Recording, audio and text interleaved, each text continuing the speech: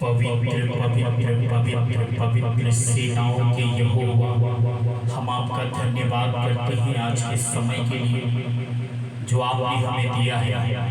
यीशु मसीह के नाम में हम आपके नाम को ऊंचा उठाते हैं, आपकी तारीफ और आपकी प्रशंसा करते हैं। पिता परमेश्वर ने अपने आप को और एक एक सुनने और देखने वालों को प्रभु मैं आपके हाथों में समर्पित करता हूँ।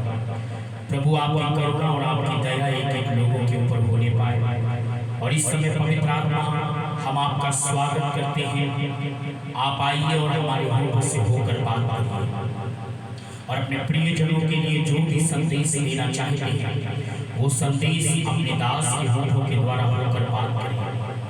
पवित्र आत्मा मैं अपने आप को आपके नियंत्रण में देता हूँ। आप जैसे मुझे इस्तेमाल करना चाहते हैं वैसे इस्तेमाल करें। यीशु के नाम में पिता परमेश्वर हम एक लोगों को तेरे हाथों में समर्पित करते हैं। आइए पूर्ण रीति से एक लोगों के ऊपर कब्जा करिए। हालेलुया,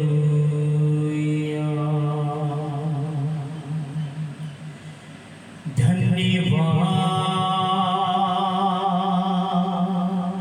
यीशु तेरा धन्यवाद,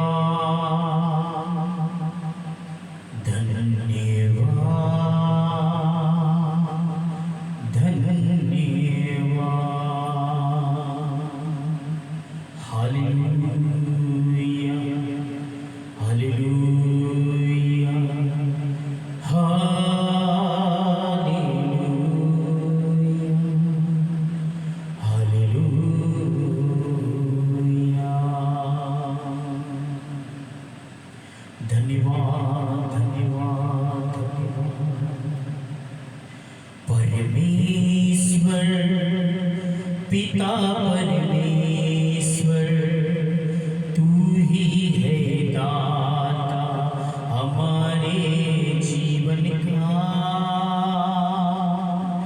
परमेश्वर पिता परमेश्वर तू ही है दाता हमारे जीवन का। जीवन से भी है उत्तम तेरी करुणा सदा हम पर। परमेश्वर पिता परमेश्वर तू ही है दाता हमारे जीवन का। जीवन से भी है उत्तम तेरी करुणा सदा हम पर। बंजर जमीन पे तू गाता है फसल, सूखी नदी पे तू बहाता प्रेम जल। बंजर जमीन पे तू गाता है फसल, सूखी नदी से तू बहाता प्रेम जल। ये आसमां और ये जमीन गाती है तेरी महिमा। परमेश्वर पिता परमेश्वर तू ही है दाता हमारे जीवन का। सालों में यीशु मसीह के नाम में एक बार फिर से हम आप सभी का स्वागत करते हैं। मैं आशा करता हूं कि आप और आपका परिवार प्रभु यीशु मसीह में सुरक्षित होंगे। आज परमेश्वर जिस विषय के ऊपर मुझसे और आपसे बात करना चाहता है वो विषय बहुत ही महत्वपूर्ण है और इस विषय को बहुत ध्यानपूर्वक सुने और सुनने के साथ साथ अपनी जिंदगी में इन वचनों को अमल भी करें, लागू भी करें, इन वचनों के अनुसार चले भी। देखिए बाइबल में ऐसा लिखा है कि हम वचन को सुनने वाले नहीं परंतु उन वचनों पर चलने वाले बने। आज कई बार हम वचनों को सुन तो लेते हैं लेकिन वचनों के अनुसार चलते नहीं हैं। प्रचार तो बहुत सुनते हैं, लेकिन प्रचार के अनुसार हम जीवन व्यतीत नहीं करते। और जबकि बाइबल में लिखा है, याकूब 1:22 और 25 में जब पढ़ते हैं, वो व्यक्ति आशीष पाता है जो सुनकर भूलता नहीं, वरन जैसा सुनता है और जब वैसा करता है तो परमेश्वर उसको आशीष देता है। आज जिस विषय के ऊपर परमेश्वर बात करना चाहता है वो विषय है अपने आलसी स्वभाव से बाहर निकले। आज लोगों में इतना ज्यादा आलस पाया जाता है, और आज न जाने इतने लोग और न जाने कितने ऐसे लोग आलसी हैं कि उनका शरीर इतना सुस्त है, और इतने बड़े आलसी हैं वो कि वो आलस के कारण प्रार्थना भी नहीं करते, बाइबल भी नहीं पढ़ते। यहाँ तक कि इतने बड़े आलसी हैं कि अपने लिए खाना भी नहीं बना सकते। इतने बड़े आलसी हैं, खा खा के सिर्फ अपने शरीर को हथनी जैसे, हाथी जैसे बस फुला लिया है, लेकिन उनसे काम धाम कुछ होता नहीं है। आलसपन की आत्मा ने, आलसपन की दुष्ट आत्मा ने उनके ऊपर कब्जा कर लिया। बाइबल आलसियों के लिए कुछ कहती है। जो लोग आलसी हैं उनके लिए परमेश्वर का वचन क्या सिखाता है? नीति वचन 6:6 में लिखा है, हे आलसी, चींटियों के पास जाओ, पंजाबी में होता है कीड़ियों के पास जाओ, और उनसे सीखो, उनके काम पर ध्यान दो और बुद्धिमान हो जाओ। क्यों चींटियों का उदाहरण प्रभु यहाँ पर ले रहे हैं, और आलसी को क्यों चींटियों के पास जाने के लिए कह रहे हैं? क्योंकि बरसात आने से पहले और बारिश का सीजन आने से पहले जो चींटियां होती हैं अपनी भोजन वस्तुओं को इकट्ठा कर लेती हैं, जमा कर लेती हैं। इसीलिए आलसियों से कहता जाओ और उन कीड़ियों से सीखो। लेकिन आज इतने बड़े वाले आलसी हैं कि वो खुद अपना काम नहीं कर सकते। नीति वचन 10:4 में लिखा है, जो काम में ढिलाई करता है वो निर्धन हो जाता है। जो काम करने में इतना ज्यादा आलस आ जाता है। कई बहनों को मैं देखता हूँ, कई जनानियों को मैं देखता हूँ कि अगर उनके पति कह दे मुझे एक कप चाय बना के लाओ या एक कप कॉफी बना के लाओ, वो सुन के बिल्कुल इग्नोर कर देंगे, बिल्कुल टाल देंगे, और उनको याद ही नहीं रहता कि उसने क्या मांगा है। अगर घर में कोई कह दे रोटी बना दो, खाना बना दो, बोलेंगे कल का खाना पड़ा हुआ वही खा लेते, उसी को खा के काम चला लेते। इतने बड़े आलसी हैं, मतलब खुद उठकर काम नहीं कर सकते, क्योंकि उनका शरीर इतना सुस्त हो गया है। जब आपका शरीर सुस्त हो गया तो भला परमेश्वर आपको कहां से बरकत देगा, कहां से आशीष से देगा? लोग कामों का कल करने की बात करते हैं, तुरंत करना चाहिए, कल करेंगे। अगर उनके पास 4 दिन का भी खाना रखा होगा वो भी खाकर काम चला लेंगे, लेकिन किचन के अंदर उठकर वो पकाने के लिए नहीं जाते हैं। मैं धन्यवाद देता हूँ, मुझे एक अच्छी, बुद्धिमान और एक्टिव पत्नी मिली है, बहुत ही जोशीली, कि हर काम में बिल्कुल वो आगे रहती है। नीति वचन 10:5 में लिखा है, जो आलसी होता है वो लज्जा का कारण होता है। पड़ा रहेगा, बस पड़े पड़े खाएंगे।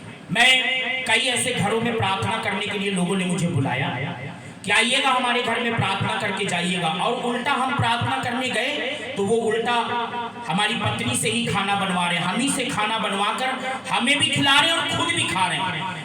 हम परमेश्वर के दास हैं, लेकिन खाना वो उल्टा हमसे बनवा रहे हैं। इतने बड़े आलसी हैं। और कहां से परमेश्वर ऐसे लोगों को भला बरकत देगा, बताइए? जब आलसपन उनके अंदर कूट के ठूस के भरा हुआ है। अच्छा, ब्यूटी पार्लर में जाकर 3 घंटा बैठ के वो मेकअप करेंगे, वहां उनको आलसपन नहीं आएगा। लेकिन अगर प्रभु का दास चला जाए, प्रभु की दास की पत्नी साथ में चली जाए, वो उल्टा हमसे खाना बनवाएगा। देखिए, मैं एक बात आपको बताना चाहता हूँ। नीति वचन 12:24 में लिखा है, आलसी लोग बेकार के लोग होते हैं। जो आलसी होता है ना, वो समझिए बिल्कुल बेकार है, वो किसी काम का नहीं है। जो काम ही नहीं कर सकता, हाय मेरे पैर में दर्द है, हाय मेरे कमर में दर्द है, हाय मैं काम नहीं कर सकता, हाय मेरे हाथ काम नहीं कर सकते। जबान काम करती है, ऐसे लोगों की मुंह बड़ा जल्दी काम करता है, चट चट चट चट चट चट चट, लेकिन काम नहीं करते। आलसी का काम कैसा होता है आपको मैं कुछ बताना चाहूंगा, सुनिएगा। नीति वचन 13:4 में लिखा है, आलसी को कुछ भी नहीं मिलता, कुछ भी नहीं मिलता। और अच्छा, जो आलसी होंगे उनके शरीर में 70 प्रकार की बीमारियां भी होंगी। जितने आलसी लोग होंगे उनके शरीर में लगातार एक के बाद एक, एक के बाद एक, एक के बाद एक, कभी उनका शरीर मिट्टी हो जाएगा, कभी उनका शरीर सुस्त हो जाएगा, क्योंकि वो आलसी हैं। बाइबल में क्या लिखा है नीति वचन 14:23 में, आलसी लोग सिर्फ बकवास करते हैं, बकवास, बातें बड़ी गप गप गप गप करेंगे लेकिन काम कुछ नहीं कर सकते। वो उल्टा, अच्छा, आलसी लोगों की एक पहचान होती है, वो वेट करते रहते हैं कि कोई हमारे घर में आए और हमारा काम करके जाए। ये पहचान होती है, ये आलसियों की पहचान है कि कोई आए तो खुद भी पकाए और मुझे भी खिलाए और खुद भी खाए। तो परमेश्वर ऐसे लोगों को बरकत कहां देगा, कहां ब्लेसिंग देगा? नीति वचन 19:15 में लिखा है, आलस से भारी नींद आती है। जिसके अंदर आलसपन का स्वभाव होता है ना, वो बिल्कुल मरियल जैसा होगा। देखने में भले चाहे जितना हष्ट पुष्ट लगे, देखने में भले चाहे कितना भी हट्टा कट्टा लगे, लेकिन उसको नींद बड़ी जल्दी आती है। कोई भी काम कह देंगे बिल्कुल सुस्त हो जाएगा। काम ना करवाइए उससे, बातें करवा लो, गप सप लड़वा लो, गप्पे लड़वा लो, बड़ी बड़ी डींगे मरवा लो, बड़ी बड़ी गप सप कर लेंगे, बकवास करवा लो, लेकिन काम मत करवाओ। नीति वचन 20:4 में लिखा है, आलसी को मांगना पड़ता है। जब फिर नहीं करेंगे, ओहो आज मैंने खाना नहीं बनाया, चल हम फलाने के घर से, बगल वाले के घर से, उनके घर से रोटी मांग ला, उनके घर से सब्जी मांग ला, खा के काम चला ले। आलसी मंगता भी होता है, मांगने वाला बन जाता है, जिसकी जिंदगी में आलसीपन का। एक मैं आपको बात लास्ट बताना चाहता हूँ, आलसी लोगों को स्वर्ग में एक नाम दिया जाएगा। और सबसे बड़ी बात, आलसी लोग क्या करेंगे स्वर्ग में जाके? अच्छा, जो आलसी लोग हैं उनको अगर यीशु मसीह भी लेने आ जाए ना, तो वो भी समय पर तैयार नहीं रहेंगे और उल्टा प्रभु से कहेंगे जरा वेट करो, अभी हम तैयार होके आते हैं। आलसी लोगों को स्वर्ग में एक नाम दिया जाएगा, और एक नाम दिया जाता है, वो नाम है दुष्ट दास। जितने लोग आलसी होते हैं उनको एक नाम है दुष्ट दास। कईयों के घर में आप जाकर देखना, कपड़े बिखरे पड़े रहेंगे, है ना, गंदगी पड़ी रहेगी, कूड़ा पड़ा रहेगा, सफाई है नहीं है, झाड़ू लगाया नहीं है, पोछा लगाया नहीं है, ठीक है, कपड़े बदबू मार रहे हैं। किचन के अंदर चले जाइए तो बर्तन कल से 2 दिन के 3 दिन के बर्तन उधर सड़ रहे हैं, बास मार रहा है। क्यों? क्योंकि आलसीपन का स्वभाव है। अगर आपकी जिंदगी में किसी भी प्रकार का आलसपन है, तो यीशु मसीह के नाम में आपके अंदर से आलसपन चला जाने पाए और आप आलसपन से बाहर निकल आए और आप एक्टिव हो जाएं। क्योंकि बाइबल में लिखा है, कमजोर कहे मैं बलवान हूं।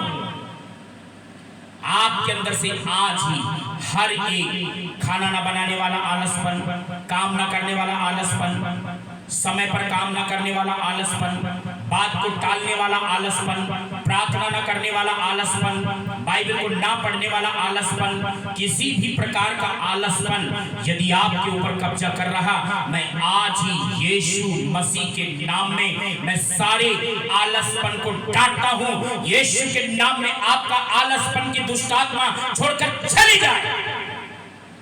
मेरी प्रिय, ये दुष्ट आत्मा है आलसपन की। और कैसे दुष्ट आत्मा है, मैंने प्रभु से पूछा तो बाइबल में बताया, यीशु मसीह लास्ट के समय जब उसे क्रूस पर चढ़ना था, उससे पहले यीशु मसीह अपने चेलों को अपने साथ लेकर गतसमनी बगीचे में प्रार्थना करने के लिए गया। तो यीशु मसीह भी प्रार्थना कर रहा था, चेले भी प्रार्थना कर रहे थे। तो यीशु मसीह आकर उनको देखता है, वो सो गए। चेले क्या कहते हैं? शैतान हमको नींद में डाल रहा है, शैतान हमें प्रार्थना नहीं करने दे रहा है। मतलब प्रार्थना के समय, प्रार्थना के नाम में अगर आपको आलसपन आ जाए, काम करने में आलसपन आ जाए, चाय बनाने में आलसपन आ जाए, खाना बनाने में आलसपन आ जाए। कई लोग क्या करते हैं, 5 दिन की 1 हफ्ते की बासी सब्जी भी खा लेंगे वो गर्म करके, लेकिन वो ताजी बनाने में उनको कलेजा थर्राता है। मतलब इतना आलसपन, इतनी चर्बी उनके शरीर में जाम हो गई है कि उनका हाथ पैर नहीं हिलने देता। ये दुष्ट आत्मा है। यदि आपके अंदर आलसपन है, आज ही यीशु के नाम में मैं आपके अंदर से हर एक आलसपन की दुष्ट आत्मा को मैं डांटता हूं यीशु के नाम में, कि अभी इसी समय आपके शरीर से हर एक आलसपन की दुष्ट आत्मा आपको छोड़कर चली जाए।